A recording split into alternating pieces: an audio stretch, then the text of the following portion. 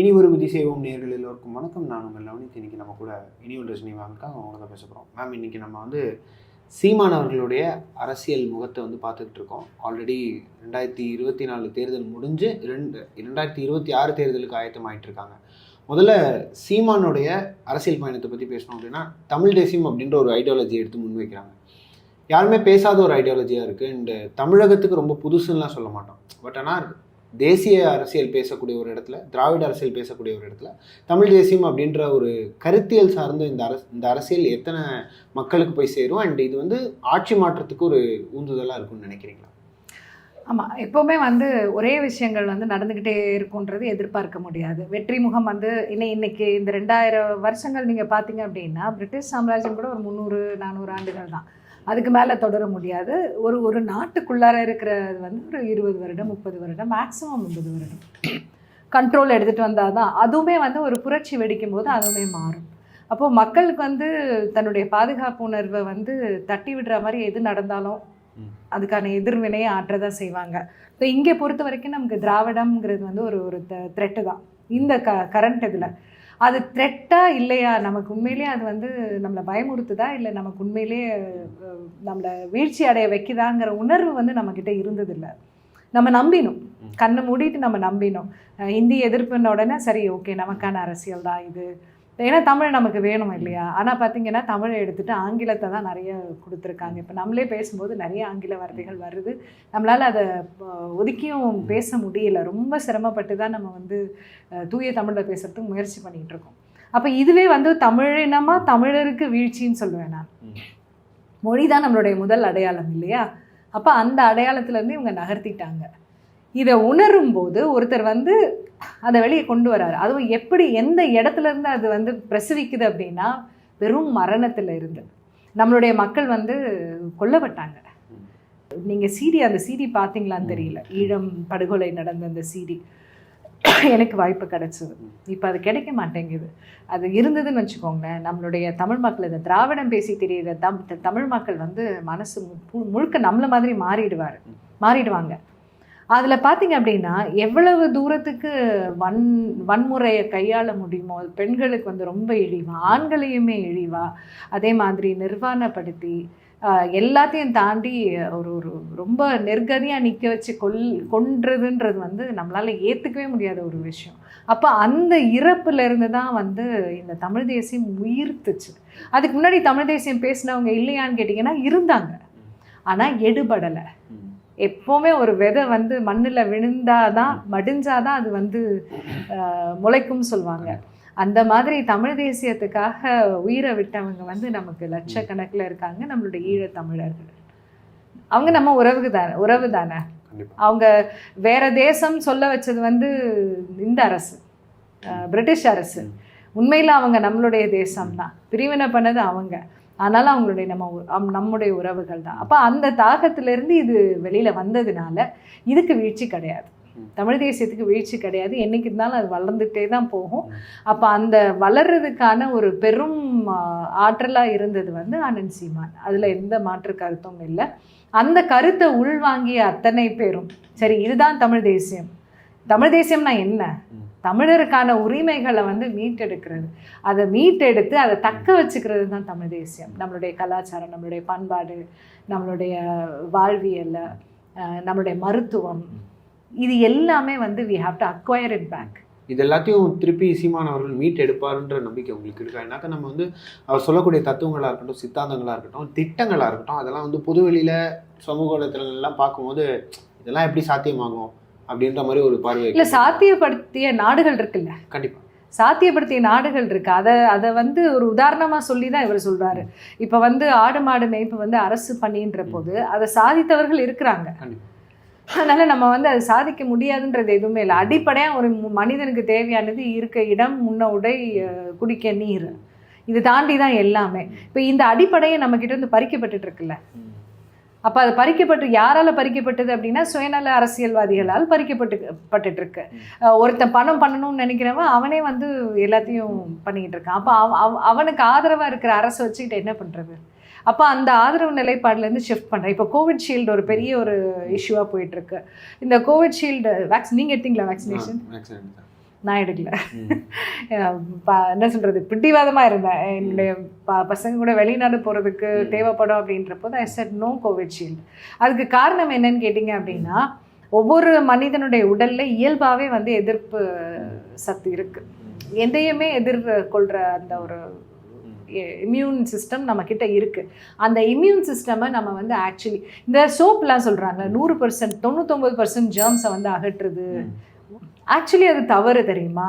இன்றைக்கி நீங்கள் வந்து இந்த அழுக்கான இடங்கள் இல்லை வந்து சாதாரணமான ஒரு இடங்களில் வளர்கிற பிள்ளைங்களுக்கு இருக்கிற இம்யூனிட்டி சுத்தமான ஒரு வீட்டில் வளர்கிற பிள்ளைங்களுக்கு கிடையாது. வெளியில் மாசு படாமல் கவர் பண்ணிட்டு போகிறது, தூசி படாமல் இல்லை அழுக்கு படாமல் இல்லை வந்து வேர்வை வராமல் இந்த மாதிரியான பசங்க தான் வந்து உடனே இருக்கிற பசங்க. உடம்பு சரியில்லாமல் ஆகிற பிள்ளைங்க யார், தன்னுடைய நிறைய விஷயங்களை இழந்துட்டுருக்க, ஆரோக்கியத்தை இழந்துட்டுருக்க பிள்ளைங்க யாருன்னு பார்த்தீங்கன்னா இவங்களாக தான் இருப்பாங்க. இந்த கண்ணாபின்னான்னு சாப்பிட்ற பசங்கள்லாம் வந்து ஒன்றுமே ஆகாது. பழையது அடித்து சாப்பிட்டு சளி பிடிக்கிறதாவது ஒன்றாது. கொய்யாப்பழம் சாப்பிட்டு ஒன்றும் ஆகாது. கொய்யாப்பழம்ங்கிறது நம்மளுடைய என்ன சொல்கிறது, நம்ம தேசிய பழம்னே சொல்லலாம், தமிழ் தேசிய பழம்னே சொல்லலாம். ஏன்னா அது ரொம்ப காமன் நமக்கு. ஆனால் நம்ம என்ன பண்ணுவோம், அதே மாதிரி ஆரஞ்சஸ், இது சாத்துக்குடி, விட்டமின் சி, இதெல்லாம் வந்து நம்ம வந்து இல்லை சளி பிடிக்கும்வாங்க. அந்த அடிப்படை அறிவு யார் சொல்லுவாங்கன்னு பார்த்தீங்கன்னா இந்த அலோபதி டாக்டர் சொல்லுவாங்க, ஆரஞ்சு சாப்பிடாதீங்க சளி பிடிக்கும், கொய்யா சாப்பிடாதீங்க சளி பிடிக்கும். ஆனால் ஆக்சுவலாக பார்த்தீங்கன்னா காய்ச்சல் வரும்போது சளி பிடிக்கும்போது முக்கியமாக கொடுக்க வேண்டிய பழங்களே இதுதான். முக்கியமாக சாத்துக்குடி அந்த காலத்தில் வாங்கிட்டு வருவாங்கல்ல, பையில் வாங்கிட்டு வருவாங்கல்ல. மாதுளம்பழம், மாதுளம்பழம்லாம் ரிச் பீப்புள் பழம்னு வச்சுடுங்களேன். இது அடிப்படையாக நம்மளுடைய இம்யூனிட்டிக்கு பப்பாளி. இதையெல்லாம் தாண்டி இன்னொரு விஷயம் சொல்கிறேன் பாருங்கள், நம்மளுடைய மெயினான அந்த அந்த இதற்கு பாருங்கள், அந்த அறிவோடு பார்க்கப்பட்ட விஷயங்கள் பல்லாயிரம் ஆண்டுகளுக்கு முன்னாடியே தமிழர்கள் வந்து எனக்கு தெரிஞ்சு 3 லட்சம் விதமான காய்ச்சலுக்கு மருந்து எழுதி வச்சுருக்குறாங்க. அவ்வளோ பெரிய விஷயம். 3 லட்சம் நம்புவீங்களா நீங்கள்? 3 லட்சம் விதமான அதில் வந்து கோவிட் இருக்காதா? கொரோனா காய்ச்சலுக்கு இருக்காதுன்னு நினைக்கிறீங்களா? கண்டிப்பாக இருக்கும். இன்றைக்கி நம்ம வந்து பரிசோதிக்கப்படாத ஒரு கோவிஷீல்டை யூஸ் பண்ணுறோம் அப்படின்னா அதுக்கு காரணம் என்ன? நம்மளுடைய மரபு வழி மருத்துவத்தை நம்ம மறந்துட்டோம்ல. இந்த இடத்துல நான் வந்து அண்ணனுக்கு உண்மையாகவே கோரிக்கையாகவே வைக்கிறேன். அவர் சொல்லியிருக்கார் ஏற்கனவே வந்து நம்மளுடைய மரபு வழி மருத்துவத்துக்கு வந்து முக்கியத்துவம் கொடுப்பேன் அப்படின்னு சொல்லிட்டு அவருடைய மேனிஃபெஸ்டோவில் கொடுத்துருக்காரு. அதை அவர் செய்யணும். அவர் செய்தார் அப்படின்னா நமக்கு இந்த மாதிரி தேவையில்லாத இந்த மாதிரியான சிக்கல்கள், ஏன்னா இளம் சாவு வந்து நிறைய என்னை சுற்றி இருக்கிற வட்டத்திலே நிறைய பார்த்துருக்கேன். ஹார்ட் அட்டாக், என்னது 28 வயசில் ஹார்ட் அட்டாக்கா, 24 வயசில் ஹார்ட் அட்டாக்கா, ஏன் 14 வயசில் கூட ஹார்ட் அட்டாக் இப்போ பார்த்துருக்கோம். இது எப்படி சாத்தியப்படும் அப்படின்னா இந்த மாதிரி பரிசோதிக்கப்படாத ஒரு வேக்சினேஷன் ஒரு இப்போ இன்னைக்கு இதுக்கு நஷ்டஈடு நமக்கு கிடைக்குமா? கண்டிப்பாக. அரசு என்ன பண்ணோம்?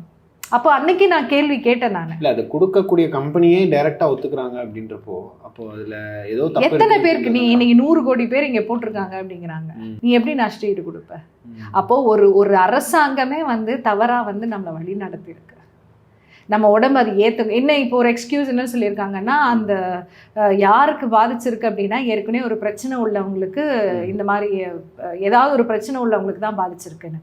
நீ அப்போ அதை செக் பண்ணணும்ல, ஏன் செக் பண்ணல? ஏன் என்னுடைய வாழ்க்கை எப்படி பண்ணலாம்? ஆமாம், என்னுடைய இதை வந்து நீ எப்படி பணம் வைக்கலாம்? உனக்கு யார் அந்த அதிகாரம் கொடுத்தது? அரசாங்கத்துக்கு யார் அது அதிகாரம் கொடுத்தது? அதுக்கு தான் அந்த ஓட்டு. அந்த ஓட்டை வந்து அவ்வளோ அழகாக யூஸ் பண்ணணும்னு சொல்கிறது. அப்போ நமக்கு அந்த ஓட்டு போடுறதுக்கு முன்னாடி வந்து இந்த அறிவெல்லாம் நமக்கு தேவை. ஒரு அரசாங்கம் சொல்லுதுங்கிறதுனால கண்ணை மூடிட்டு நம்ம அதை கேட்கணும்னு அவசியம் கிடையாது. நான் இதுவுமே சொல்லுவேன், அவங்க நம்ம அரசியல் தலைவர்லாம் ஊசி போட்ட மாதிரி காமிச்சாங்கல்ல, எனக்கு என்னவோ அதில் சந்தேகம் இருக்குது. ஏன் வேறு ஏதாவது ஊசி போட்டு நான் கோவிட் ஷீல்டு தான் போட்டேன்னு சொல்கிறதுக்கு எவ்வளோ நேரம் ஆகும்? அவங்களுக்கு இல்லாத அதிகாரமாக அவங்களுக்கு இல்லாத. அப்போ நம்ம பணைய எலிகளாக தானே மாறி இருக்கிறோம். நம்ம உனக்கு காசு பண்ணுறதுக்கு நீ இன்னொருத்தரோட வந்து டைப் பண்ணி காசு பண்ணுறதுக்கு நீ எங்களை எல்லாரையும் சோதனை பொருளாக மாற்றிருக்கேல்ல. அப்போ இந்த மாதிரி அரசாங்கம் மாறணும்னா என்ன பண்ணணும்? அடிப்படையில் வந்து மக்கள் வந்து எனக்கு என்ன வேணுன்ற கேட்குற அதிகாரத்துக்கு வரணும். என்னென்ன ரூல்ஸ் கொடுத்தாங்க? You cannot work. ஸ்விக்கியில் வேலை செய்கிறவங்க இல்லை ஒரு ஹாஸ்பிட்டலில் வேலை செய்கிறவங்க இந்த கோவிட் ஷீட் போட்டால் தான் நான் வந்து இது கேபில் வேலை செய்கிறவங்க மால்குள்ளார போனோன்னா நீங்கள் கோவிட் இது போட்டிருந்தா தான் நீங்கள் உள்ளே போகலாம். ஃப்ளைட்டு இன்னொரு கண்ட்ரிக்கு போக முடியாது. உட்காரு வீட்டில். ஒரு பரிசோதிக்கப்படாத ஒரு விஷயத்த நான் அப்போ இந்த அவேர்னஸ் யார் கொடுக்கணும்? அரசாங்கம் தானே கொடுக்கணும். அப்ப அரசாங்கத்துக்கு அரசாங்கத்தோட அதுக்கான தலையாய கடமையா மாறுது. ஏன்னா இப்படி ஒரு விஷயத்த மக்கள் மத்தியில டெஸ்ட் பண்றோம் இல்ல இதை வந்து செயல்படுத்துறோம் அப்படின்றப்போ மக்களுக்கு வந்து போதிய அளவுக்கு விழிப்புணர்வு கொடுக்க வேண்டியது அரசாங்கம். இப்போ இன்னைக்கு வந்து வெயில் அதிகமாகுது, அதனால வந்து இந்த கோவிட் வந்து யூஸ் ஆகுது அப்படிங்கிறாங்க. இந்த கோவிட்ஷீல்டு வந்து உங்களுக்கு டேஞ்சரா மாறுது. they are trying to cover up. இப்போவும் கவர் அப் தான். இவங்க இப்படி தான் பண்ணுவாங்க. பணத்துக்காக அரசியல் செய்யும் அனைவரும் இதை தான் செய்வாங்க. நம்ம தான் வந்து எல்லாத்தையுமே யோசிக்கணும். ஓகே, நமக்கான மருத்துவம் என்னங்கிறத முதல்ல தேட ஆரம்பிக்கணும். இத்தனை காலம் நம்மளுடைய முன்னோர்கள் ஆரோக்கியமாக தானே வாழ்ந்தாங்க. இன்னைக்கு நமக்கு தான் ஆரோக்கியம் கெட்டு இருக்கும். அப்போ அந்த அந்த அந்த அந்த பின்னாடி போக வேண்டிய ஒரு இடத்துல இருக்கும். இந்த இடத்துல வந்து நாம் தமிழர் சாதிக்குமா, அண்ணன் சாதிப்பாரான்ற கேள்வி நம்ம வைக்கிறோம். ஓகே, இப்போ இந்த எலெக்ஷன்லேயே நம்ம வந்து பார்த்தோம், மறைமுகமாக விஜய் அவர்கள் வந்து சீமான் அவர்களுக்கு ஒரு கை கொடுத்ததை நம்ம வந்து பார்க்குறோம். அண்டு நேரடி கூட்டணி வாய்ப்பு இருக்கா 2026 தேர்தலில்? ஏன்னா அவரும் இப்போ கட்சி ஆரம்பிக்க போகிறாரு. உங்கள் பார்வை? இப்போ நீங்கள் சொன்னீங்க பாருங்க, கட்சி ஆரம்பிக்க போகிறாருன்னு. இந்த பார்வையில் இருந்தால் தான் நம்ம ஆக்சுவலாக இதை முழுக்கவே பார்க்கணும். கட்சி ஆரம்பிக்க போகிறவர் எதுக்கு ஆதரவு கொடுத்தாரு அப்படிங்கிற பார்வையை பார்க்கணும். இன்னும் அவர் வந்து அவருடைய கொள்கையை வந்து முழுசாக வெளிப்படுத்தலை. அந்த நேரம் நம்ம அரசியல் அந்த ஃபீவரில் இருந்தோம் பாருங்க, அந்த அரசியல் தேர்தல் ஃபீவரில் இருந்த போது அவர் வந்து ஒரு ஒரு சிம்பாலிக்காக அதை கொடுக்கும்போது நமக்கு ஒரு எக்ஸைட்டடாக இருந்தது. எனக்குமே எக்ஸைட்டடாக தான் இருந்தது, இல்லைன்னு சொல்ல முடியாது. ஆச்சரியமாக இருந்தது. எக்ஸைட்டடுன்றதை விட ஆச்சரியமாக இருந்தது. பரவாயில்லையே, தமிழர்களுக்காக ஒரு ஒரு ஸ்டெப் எடுத்து வைக்கிறாரு அப்படின்னு சொல்லிட்டு யோசிச்சுட்டு இருந்தேன். பட் அதுக்கப்புறம் யோசிச்சு பார்த்தா அந்த அந்த இதெல்லாம் முடிஞ்சு நம்ம நிதானிச்சு ஒரு ஒரு இதை எடுத்து யோசிக்கும் போது இல்லையே, நான் திமுக அந்த இது பிளாக் அண்ட் ரெட் சைக்கிளில் ஓட்டிட்டு வந்தது, அதுக்கப்புறம் இது வரைக்கும் வந்து நாம் தமிழர் எடுத்து வைக்கும் எந்த போராட்டத்துக்குமே வந்து அவர் ஒரு ஆதரவு கொடுத்தது கிடையாது. சரி, நாம் தமிழரை விடுங்க, இயல்பாகவே நடக்கும் விஷயங்களுக்கு நீட்டு தவிர்த்து அவர் வேற எதுக்குமே ஆதரவு கொடுக்கல. ரைட்டா? வேற எதுக்குமே அவர் குரல் கொடுக்கல. இன்னைக்கு பல விஷயங்கள் நடந்துட்டு இருக்கு.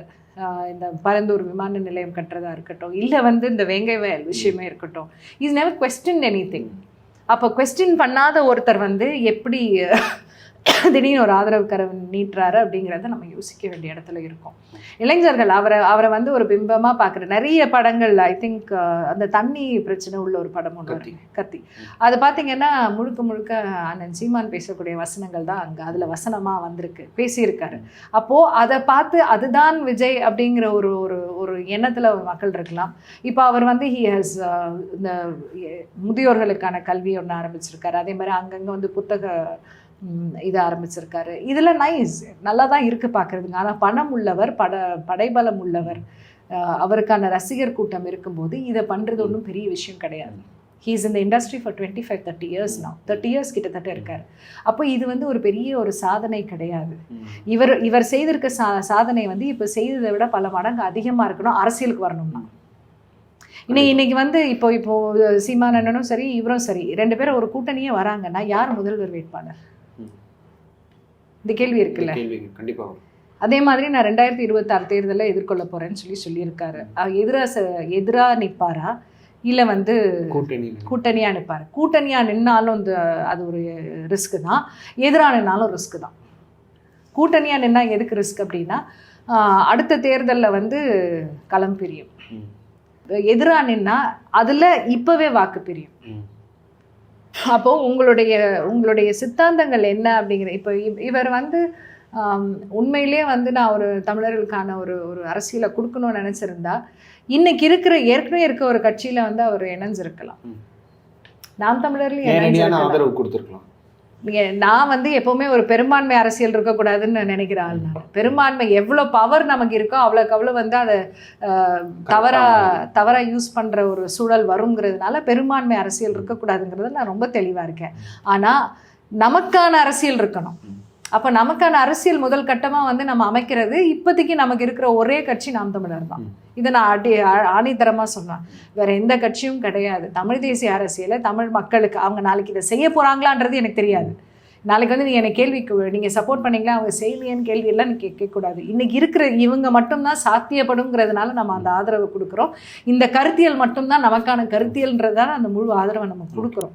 பட் நாளைக்கு அது பிளவுபடும் போது வாட் ஹேப்பன்ஸ்? அப்போது நாம் தமிழில் பயணிக்கக்கூடியவர்களும் சரி, தமிழ் தேசியத்தை ஏற்றுக்கொண்டிருப்பவர்களும் சரி, இல்லை தமிழகத்துக்கு ஒரு விடிவு வரணும், தமிழக மக்கள், தமிழ்நாட்டு மக்கள் வந்து ஒரு வேறு லெவலுக்கு போகணும் அப்படின்னா கண்டிப்பாக வந்து இந்த பார்வையை பார்த்து தான் ஆகணும். பிளவுபடுத்துகிறவன் நமக்குள்ளார இருந்தாலே நம்ம ஒரு சந்தேக கண்ணோட பார்த்து அதை வந்து கேள்விகள் கேட்க பழகணும். எல்லா இடத்துலையுமே நம்ம கேள்விகள் கேட்டு நம்மளுடைய அறிவை வந்து விரிவுபடுத்தணும். விரிவுபடுத்தினா மட்டும்தான் நம்ம we can solve. அதிமுகவின் ஓட்டுகளை வந்து நாம் தமிழர் கட்சி வந்து பிரிக்குது அப்படின்னு சொல்லி ஒரு பார்வை வைக்கப்படுது. இதை பற்றின உங்களுக்கு? அதிமுகவுடைய இது முடிஞ்சிருச்சு. ஆளுமையாக இருந்தது வந்து அவங்க ஜெயலலிதா அவர்களும் எம்ஜிஆர் அவர்களும் தான். அதுக்கப்புறம் இவர் ரொம்ப ஃப்ராங்காக சொன்னோம் அப்படின்னா, எடப்பாடி அவர்கள் ஒன்றும் நேர்மையான வழியில் இந்த இடத்த வந்து அவர் அடையலை. இன்னைக்கு அவர் வந்து நான் தனியாக நிற்கிறேன் அப்படின்றது வந்து இட்ஸ் ஸ்ட்ராட்டஜி, அது ஒரு உத்தி. அந்த உத்தியை பார்த்து மக்கள் மயங்கணும்னு அவசியம் கிடையாது. ஸோ என்னை பொறுத்த வரைக்கும் அதிமுகவின் தேவை முடிந்து விட்டது, தமிழ்நாட்டுக்கு முடிந்து விட்டது. அந்த பிரிக்கிறது, அந்த இதெல்லாம் பங்கு போடுறது, இதெல்லாம் வந்து ஒரு பேச்சே கிடையாது. இந்த கருத்தியல் முடிஞ்சிருச்சு. இவங்க அதாவது யூ ஹாவ் சீன் டிஃபீட். இன்னைக்கு திடீர்னு ஒரு அவதாரம் எடுக்கிறேன்றதுனால உங்களை நம்பணும்னு அவசியம் கிடையாது. காரணம் என்னென்னா, உங்களுடைய பின்னாடி வாழ்க்கை வாஸ் நாட் ரைட். நம்ம யோசிக்கிறோம், அதிமுகவில் இருக்கிறவங்களும் வந்து இதில் வந்தால் நல்லா இருக்கும், அதாவது என்ன சொல்கிறது, எடப்பாடியாருக்கு நான் சப்போர்ட் பண்ணேன்னு கூட சொல்லுவாங்க.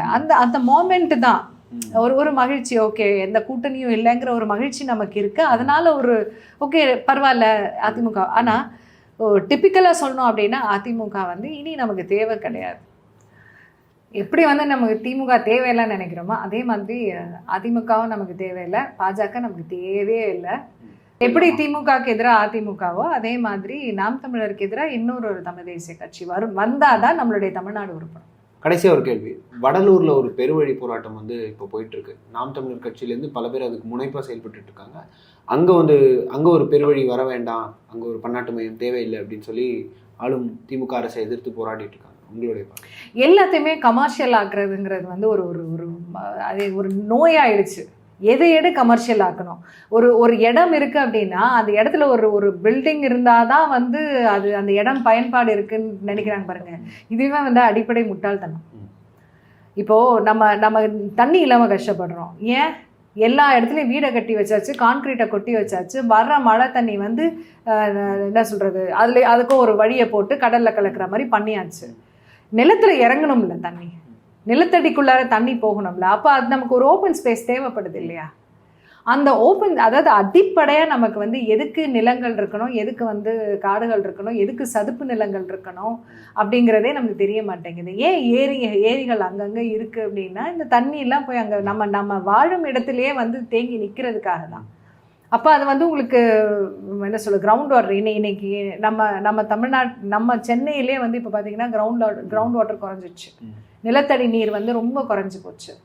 அப்போது அடிப்படையே இது ஒன்று. இன்னொன்று வந்து ஒரு இடம் இருக்கணும், ஒரு வழிபாட்டு இடம் இருக்கணும், இல்லை வந்து ஒரு என்டர்டெயின்மெண்ட்டு இருக்கணும் அப்படின்னா அந்த இடத்துல ஒரு கட்டடம் இருந்தால் தான் இருக்கணும்னு அவசியம் கிடையாது. அது ஒரு திறந்த வெளி அனுபவம். நம்ம இன்னைக்கு என்ன பண்ணுறோம், காசு கொடுத்து போய் வாட் இஸ் தட் ஸ்பேஸ் ஸ்டேடியம்க்கு போகிறோம். நம்ம போய் படுத்துட்டு நம்ம வந்து மாலை பார்க்குறோம். ஏன் இந்த மாதிரி, அதாவது வள்ளலார்ன்றவர் வந்து சாதி மதம் கடந்தவர். அவருடைய மனித நேயம் வந்து ரொம்ப போற்றுதலுக்குரியது. என்ன சொல், வாடிய பயிரை கண்ட போதெல்லாம் வாடினேன் அப்படின்ற ஒரு மனிதன் வந்து, அப்போ அந்த ஒரு பயிரே வந்து உயிராக பார்க்குற ஒரு மனிதர், அவர் மனித புனிதர்னு கூட சொல்லலாம் நம்ம. அப்போ அப்படிப்பட்டவருடைய இடத்துல வந்து நீங்கள் வந்து யூ ஹாவ் டு என்கம்பர்ஸ்ன்றது அவசியம் கிடையாது. It can be an open space. இயற்கையை நேசிக்கும், இயற்கையை விரும்பும் ஒரு இடமா அது, அண்ட் பரந்த ஒரு இடமா இருக்கிறதுல ஒரு தவறும் கிடையாது. இப்போ ஒன்றுமே சாதிக்காதவர்களுக்கு வந்து மரினால சுடுகாடை கொடுத்து வச்சுருக்கீங்க, அதுவும் ஏக்கர் கணக்கில். இவரெல்லாம் வந்து இவருடைய தத்துவங்கள் எடுத்து படித்தாலும், இவருடைய சிந்தனைகள் எடுத்து படிக்கும்போது நமக்கும் ஒரு பரந்த மனப்பான்மை வரும். என் குடும்பத்துக்கு சொத்து சேர்க்க தோணாது, என் குடும்பத்துக்கு தேவையானதை வந்து சுயநலமாக சம்பாதிக்க தோணாது, கொள்ளையடிக்க தோணாது. என்ன சொல்கிறது, எந்த பெண் ஆசை, பொன்னாசை, இந்த மாதிரியான விஷயங்கள் எதுவுமே வந்து வராது. அப்படிப்பட்ட ஒரு தத்துவ ஞானிக்கு ஒரு இடம் கொடுக்கறத விட்டுட்டு அங்கேயும் போய் நான் ஏதாவது ஒன்று பண்ணுவேன் அப்படிங்கிறது வந்து எவ்வளவு அநியாயமான ஒரு, எல்லாமே கமர்ஷியல் தானா, வர்த்தகம் தானா, வர்த்தகம் தாண்டி மனிதம் இல்லையா, மனித வாழ்க்கைக்கு ஒரு அமைதி வேணாமா, நிம்மதி வேண்டாமா? அப்போ இந்த நாம் தமிழர் எடுக்கிறது வந்து சரியான ஸ்டாண்டு. அது எப்படி பேனா வந்து இல்லாமல் ஆக்குறாங்களோ அது மாதிரி இதையும் ஆக்குவாங்கன்னு நம்புவோம். நம்ம கூட துணையாக நிற்போம், அதுக்கு நம்மளுடைய எதிர்குரலை எழுப்போம். அரசாங்கம் வந்து எது நினைச்சாலும் பண்ணணுன்றதுக்கு அனுமதிக்கணும்னு நமக்கு அவசியம் கிடையாது. I think we can fight it out together.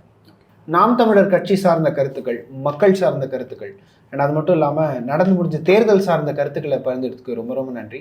நேர்மையான விஷயத்த நேர்பட பேசு அப்படின்ற இந்த விஷயத்தில் சேர்ந்து பயணித்ததில் எனக்கும் ரொம்ப மகிழ்ச்சி. இதை பார்த்துட்டு இருக்கக்கூடிய மக்கள் எல்லாரும் இந்த வீடியோ பிடிச்சிருந்ததுன்னா லைக் பண்ணுங்கள், உங்களுக்கு தெரிஞ்சவங்க எல்லாருக்கும் ஷேர் பண்ணுங்கள். At the same time Iniyaval Rajini சேனலுக்கு சப்ஸ்கிரைப் பண்ணி வச்சுக்கோங்க. நன்றி.